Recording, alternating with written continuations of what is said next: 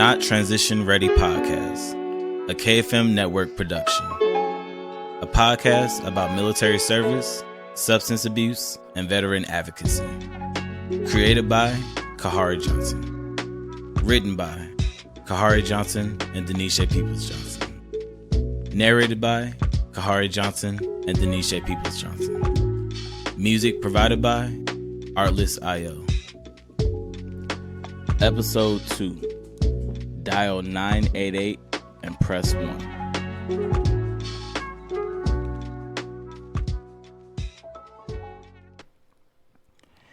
If you are a veteran and have thoughts of hurting yourself or someone else, please grab your mobile device and dial 988, then press 1 to be connected with a veteran crisis coordinator. As a veteran who has personally used these services, my hope is to encourage more of my brothers and sisters to seek help and stay strong. Remember, you are not alone.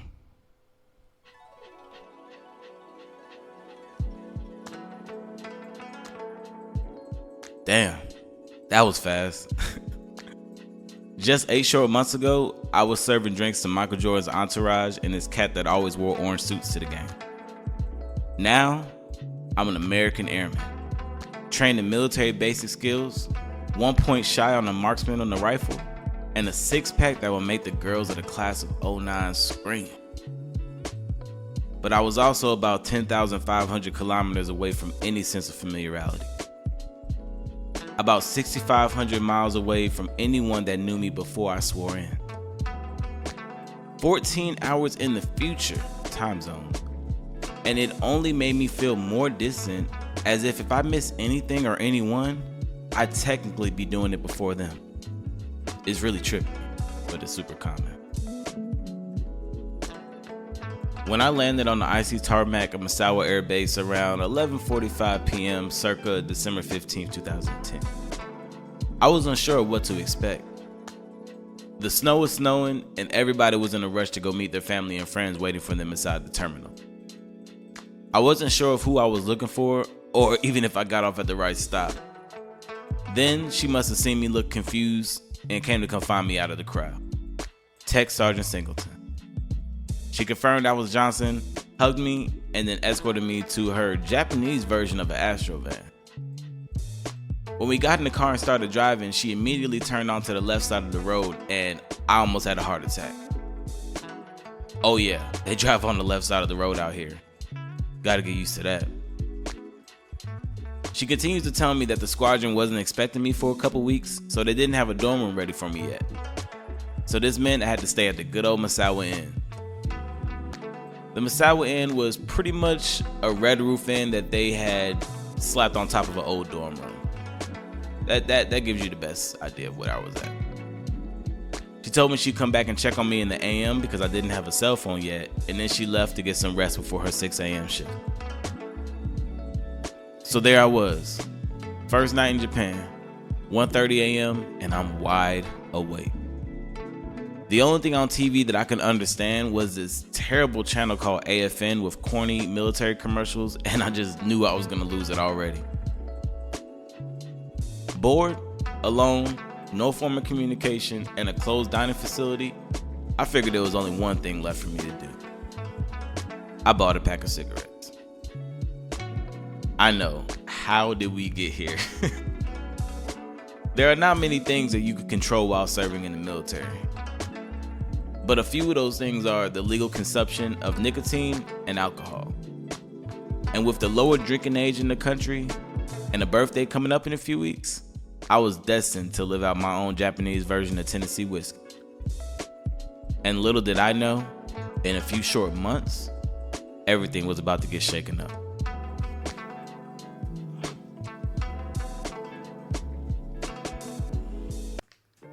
Okay, I have so many questions.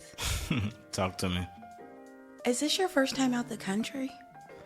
No, it's not my first time out the country. I went to Jamaica as a kid, but I think I was like 14, 15 when I went to Jamaica. So, but solo, dolo, yeah. Man. Okay, so you were in boot camp. Mm-hmm. How long was that? I think 8 weeks. And then tech school? Tech school, let me think about that. So I went to boot camp in May. I graduated July 4th weekend. And then I was in tech school from from then until late November. And then I PCS to Japan in December. So, did you see your family before you went to Japan? Yeah.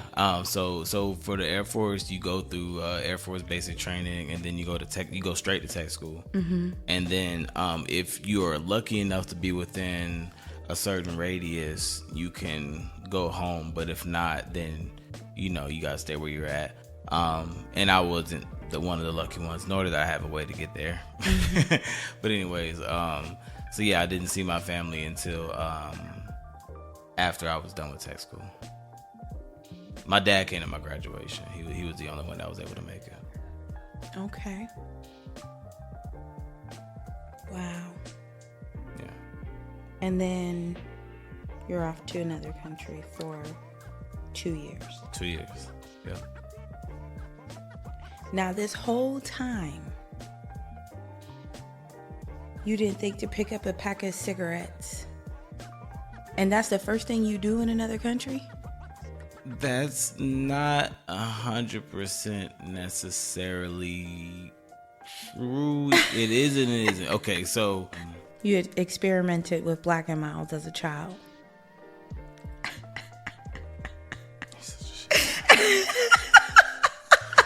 Oh my God. Oh yes. So no. I did not experiment with Black and Milds as a child. Jesus. When I was grown, and I'm not 100% sure. I kind of remember the first moment that I was introduced to Black and Milds, and I'm not gonna blame her. That just sounds so blamey. No, because she was a sweet person. Like, literally, it wasn't even like that. Like, we weren't even on that time. Like, she was really a good person. Like, we worked together. And I just remember she was the first person. Like, she taught me how to freak a Black and Mild. She taught me, like, all that shit. So, like, so anyways, so there was, you call it freak it or you call it hyphen it. You call it hyphen it too. So that's another one. So anyways. So yeah, but yeah, I experimented, but it was nothing that was like, it's like when I went to basic, I wasn't having nicotine withdrawals. Yeah. It wasn't like that, right? So when I got to tech school, every once in a while I would smoke one, but once again, didn't need it. Wasn't a thing. But when I picked up them cigarettes, man, it was like a new life, because I ain't had shit to do. Like, I really literally remember walking around in front of the hotel. It's snowing. It's 1:45, 2 a.m., pitch black outside. Well, maybe the sun, no, it was pitch black. It was winter. Pitch black, and I smoked like 3 cigarettes back to back. That is the stupidest thing I've ever heard. It'd be like that. Yeah, but I only say that because I feel like that's exactly what happened with the Marine. That is the stupidest thing I've ever heard. I mean, you got to think about it. You go through a big transition really, really fast, and it sounds stupid. And I'm not saying this to be like it sounds stupid because you didn't be. Yeah. But I am saying it in the sense of like it sounds stupid just because being on that side of things happen so fast. Mm-hmm. Like so fast that you really don't have an opportunity to grasp onto anything. And sometimes the things that you grasp onto are the things that are readily available to you. Yeah. And I'm gonna tell you one thing: you walk into any store, any place that's selling anything on any military base, you're gonna find 2 things. No, 3 things. You're gonna find energy drinks, you're gonna find nicotine, and you're gonna find alcohol. Yeah. Just saying.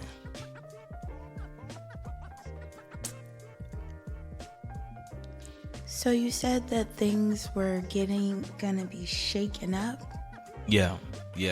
What does that mean? So, I got there December 2010, and on March 11th, 2011, there was a really big earthquake that popped off on the I guess that would be the east side of the island, and it was a 9.1 earthquake, so pretty huge earthquake, and it also caused a really big tsunami that ended up. I remember that. Yeah. Well, being from California, earthquakes have always interested me. But I don't necessarily, obviously I know that the earthquake is what caused the tsunami because I'm not an idiot.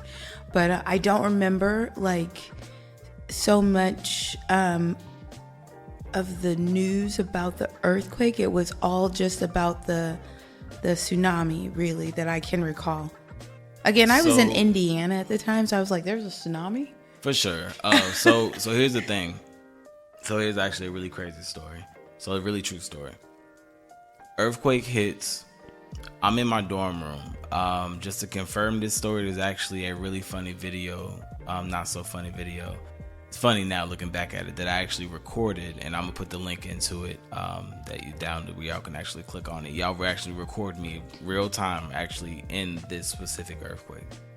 And this was the fish tank on Facebook. This was the fish tank shaking video. Yeah. So anyways, earthquake happens, lights go out, power goes out, we're all kind of like, wow, like, what I'm saying? We're like, we hear that there's earthquakes out here, but we don't know, like, we have no idea the magnitude at this point. We have zero idea. 1 day passed, 2 days passed, we're in days. 48 hours. We're in a gas line. Me and my homie Damien, we're in a gas line, and I'm trying to connect. He had a TV in his car. So in Japan, you can get these really cool cars, and so he had like a luxury, like a Lexus, and I'm like hitting the thing, and eventually I get a Japanese channel, and I'm just like, oh, so I'm like something, right? Because I wasn't getting anything before. So we're looking at it, and I'm looking at the picture, and I see the Sendai airport.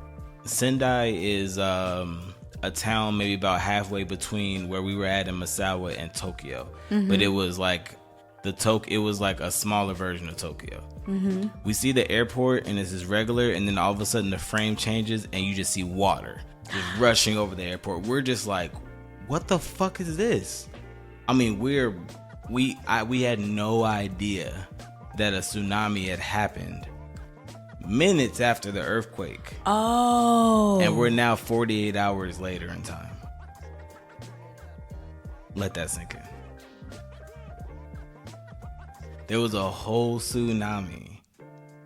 And unless you were, people knew it happened, but we didn't have any way of communication. We didn't have any electricity, so we had no idea that a tsunami happened. When I tell you probably hours after that, that's when I got indoctrinated into Operation Tomodachi.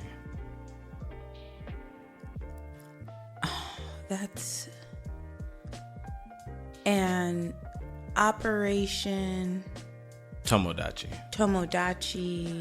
It means it means friendship. It means it was pretty much a joint military effort between the Japanese military, Air Force, Marines, Navy, Coast Guard, Army, all the branches, they pretty much coming together to respond to the earthquake and tsunami disaster. So this is the recovery effort. Yeah, recovery. Yeah. Man. Yeah. And this is not even a full year from boot camp. Yeah, not even a full year.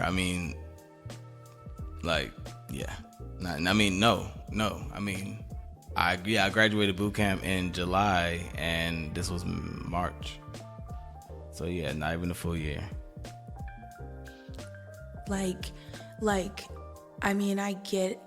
hear that time flies, and I've seen as a mother the change in my son, his first year in the Corps, but listening to that, time elapsed version So much of happens, it. It's right? just like, the fuck? I mean, No, it's no. I mean, I feel you. Being on the side of actually being the service member going through it and seeing that side of things, and then having the opportunity to be on the other side of it with me, you, and the boy. It was eye-opening, honestly, because it was like, damn, this is what this looks like. Because in my mind, it was like, he'll be right back. Oh, sorry. He'll be right back. But when you're going through it, it's like, this is life. I'm gonna be in boot camp every day forever. I can't even imagine. And we kind of like fast forwarded to March 11, like just hopping over the fact that you got to Japan 10 days before Christmas. Yeah. 3 weeks before your birthday. Yeah. So this is all your first without family now. All my first. Yeah. I had at that point. I mean, I wouldn't have had a reason to spend Christmas away from my family or a. So technically, did I make Thanksgiving that year? You know what? I don't think I actually made it home for Thanksgiving because I had a cousin that was stationed in Pensacola or around Pensacola, and I remember she invited me over if I wanted to come over for Thanksgiving. So I'm pretty sure I didn't. So that was my first Thanksgiving, Christmas, and birthday away from family. So that's how Jay's was as well. Yeah, I mean, he turned 18 in boot camp, and then he was gone for Thanksgiving, gone for Christmas, and now he has had his second Thanksgiving away from, with his military family. Yeah, and and that's one thing that I will say. Outside of once I actually was on station at places. Outside of that first Christmas, just because I was so new, I never spent any holidays alone after that. Because you're now I'm now with my team, with my brothers, even even in relationships, I was gonna be around somebody. You are such a hoe. And now to the next part.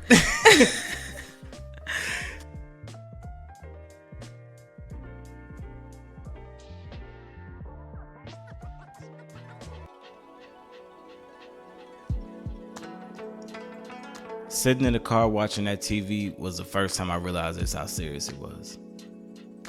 At that moment, I realized I was literally halfway across the country and a natural disaster happened, and my family had no way to confirm my safety.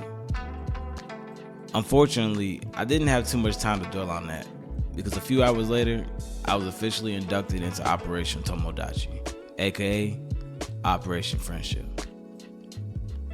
All military services were mobilized to assist the Japanese people with cleanup, rescue, debris removal, etc. The first town that we were deployed to was one that we frequented often because of its shopping, food, and arcades. Hachinoe was a gem for us Americans, and was just far enough from the base to be authentic, but was close enough to be very welcoming to us, our business, and our shenanigans. The aftermath of the tsunami was something like I had never seen before. I mean, honestly, it was like something out of a video game or a news broadcast. 150 feet long vessels swept hundreds of yards inland. Cars hanging out of 2-story balconies.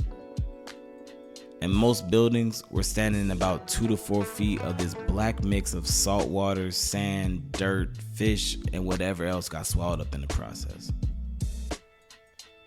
The next town we went to was a small fishing community. I can't for the life of me remember the name of it, but for the sake of this recording, we'll call it Noda. The main buildings in the city sat somewhere high on the cliff, while the rest of the residential areas were in a very shallow valley. And that valley was only separated by about a 50-foot barrier and then the ocean. The tsunami had no issue clearing that barrier to swallow up about 95% of the residential units and dragging the carnage back out to the sea, leaving a huge, flat lot of house foundations and tree trunks. Further parts of that story would be kept out due to the graphic nature.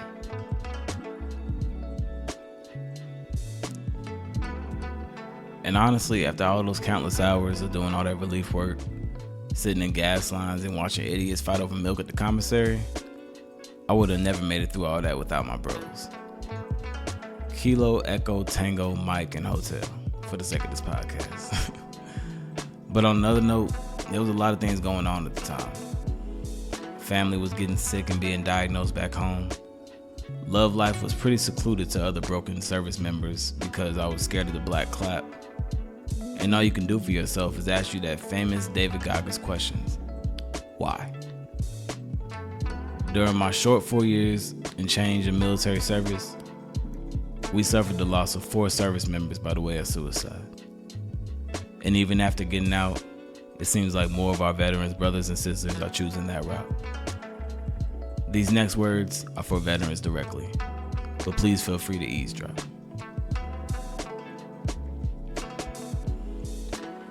It's okay. What you did was not normal. What we must continue to do is also not normal. It's okay to feel overwhelmed. It's okay to want to feel normal. But our uniform is off. Our impenetrable armor has been removed. Now we must feel in order to conquer.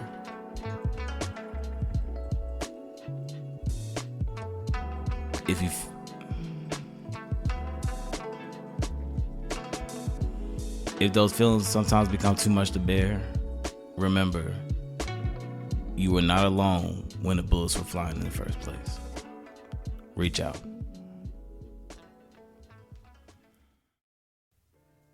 This is the time when thank you for your service isn't enough. So,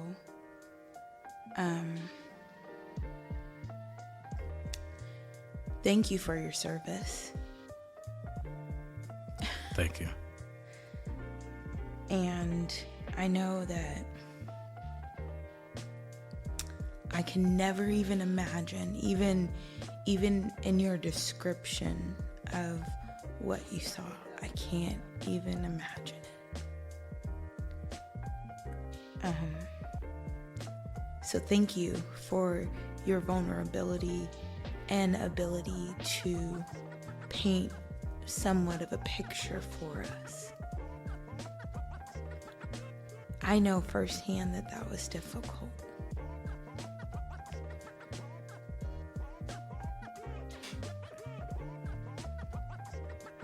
Yeah.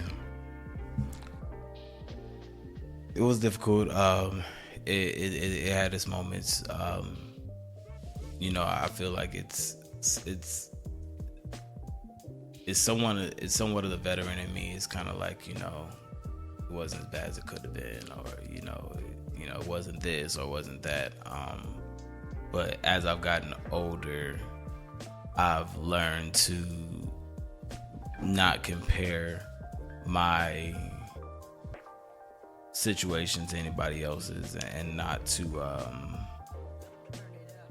diminish my experiences. Yeah, because your service is extraordinary and beyond anything that I could comprehend as a civilian. So I'm emotional.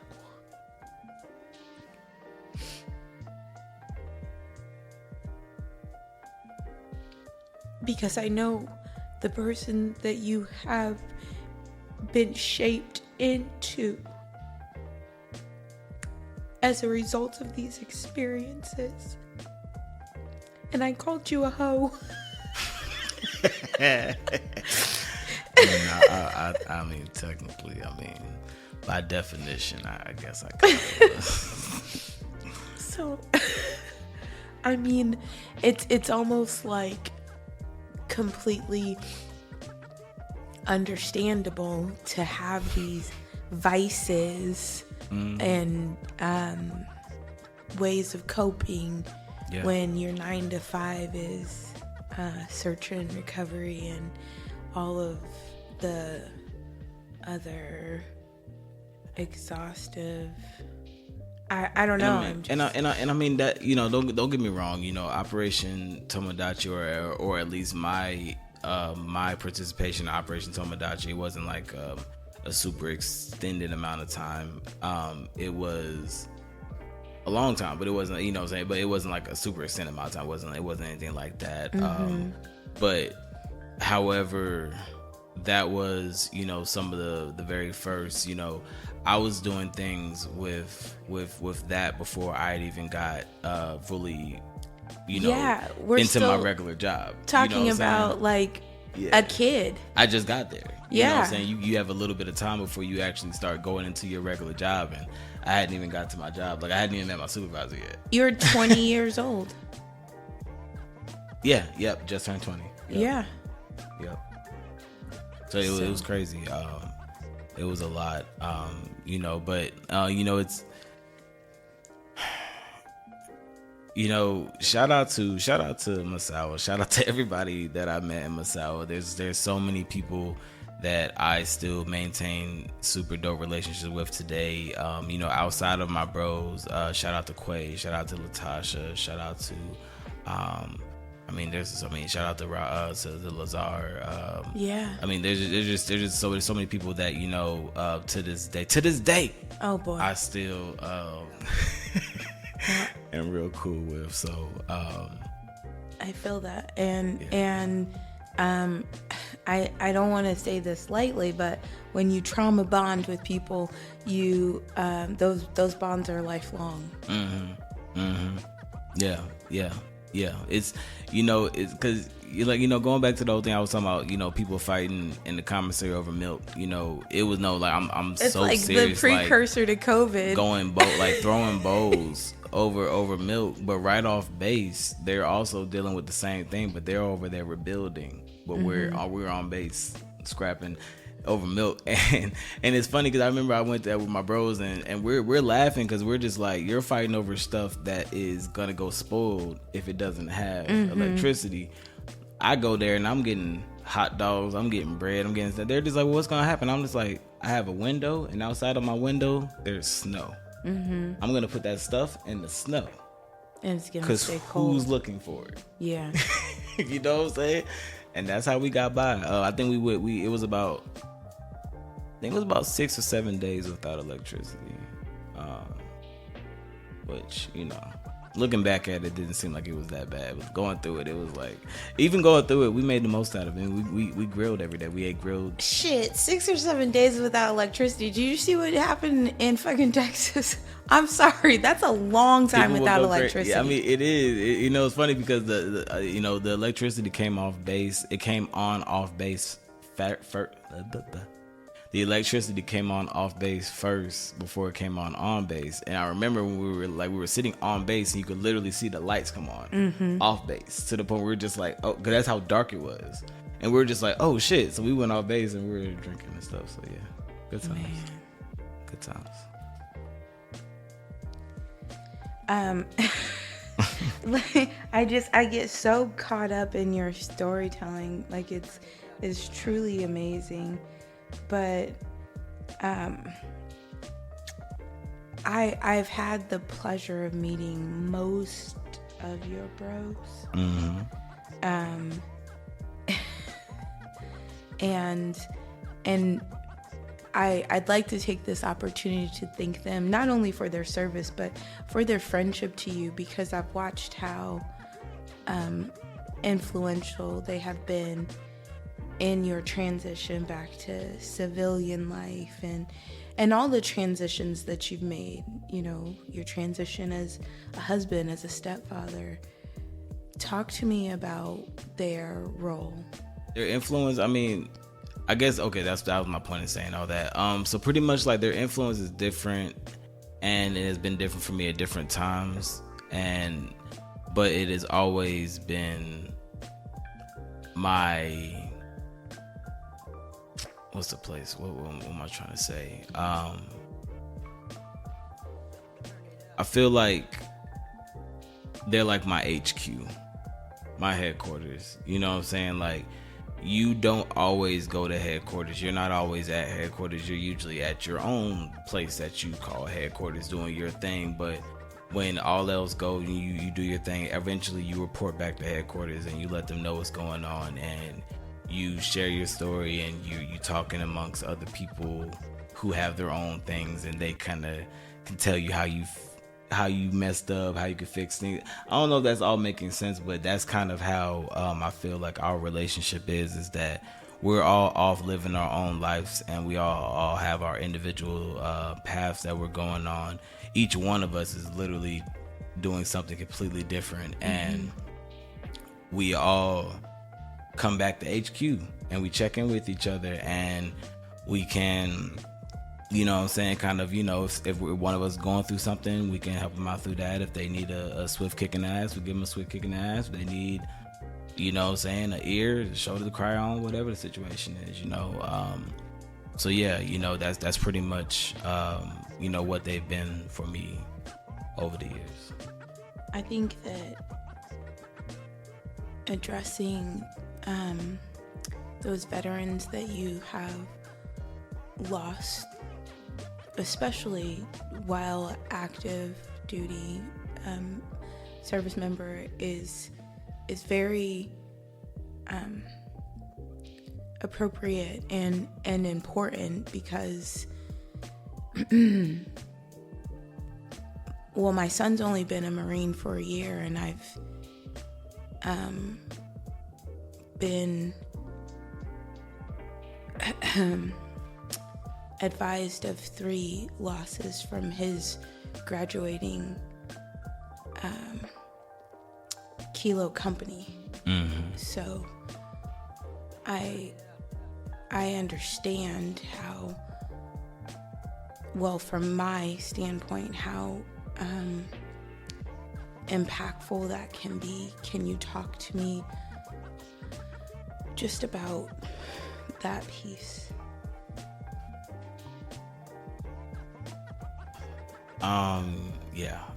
So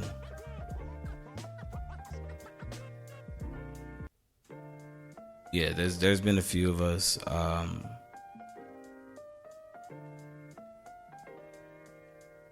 There's been a few of us. From my understanding, everybody in my flight from basic is whole, I believe. My brother flight took a lot of L's. I mean, yeah, like from not long after we graduated basic to not too long ago, there's been some losses coming from the brother flight, and then at least 2 that I know of. And then there was a guy that was I was roommates with in tech school. For like, when you first get to tech school, you have like you're in a quad, and then you move into a double room. And then but he was like one of my quad mates, and I heard that he, you know, took his life, and his wife found him in the garage, you know, type shit. And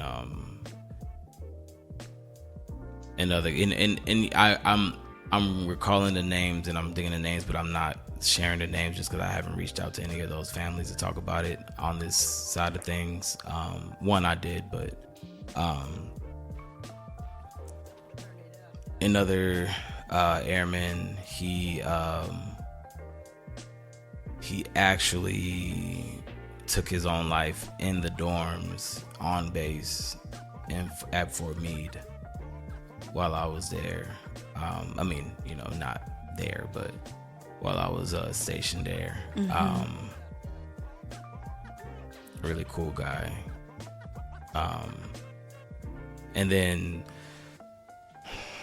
it's kind of crazy to be like, most recently, veteran humor is terrible. It's fucking terrible. It is, but we understand. Most recently, Ramsey Farrington, he's a Navy veteran, and on November 8th, he had, on November 5th, he had there was an altercation between him and the Norfolk Police Department, which they unauthorized entered his home to arrest him. And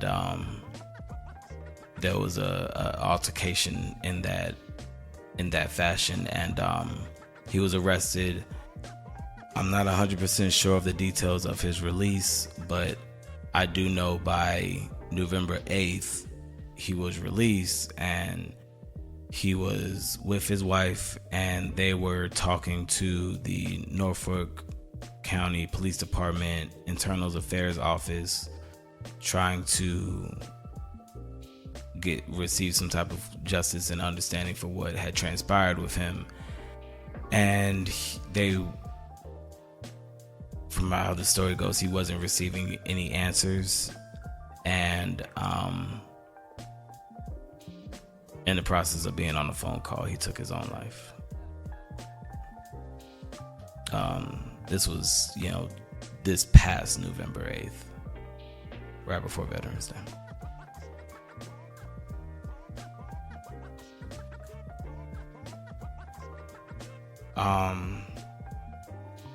I hadn't talked to him in years.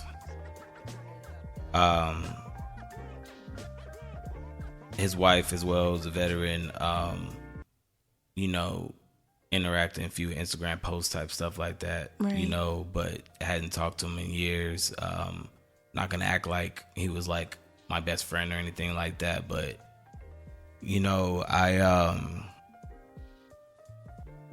the reason why I wanted to title today's episode 988 Press 1 is because literally it's just that simple.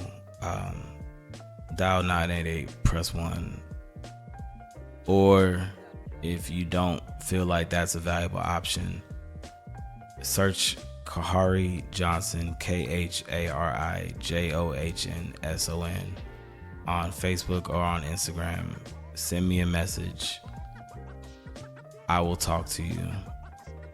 If you're a veteran and you really just need somebody to talk to, just please reach out. I might not have been through exactly what you've been through. I might not understand exactly what you can understand, but I did put on that uniform with you, so we can at least level on that point.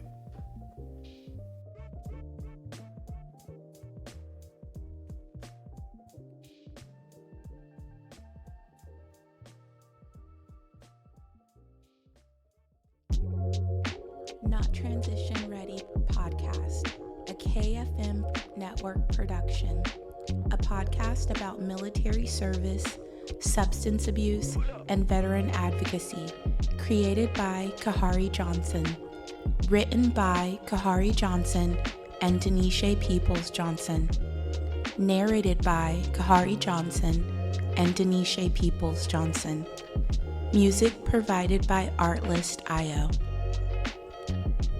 If you are a veteran in crisis, have thoughts of hurting yourself or someone else, please call the Veteran Crisis Line by dialing 988, then press 1 to be connected with the Veteran Crisis Coordinator.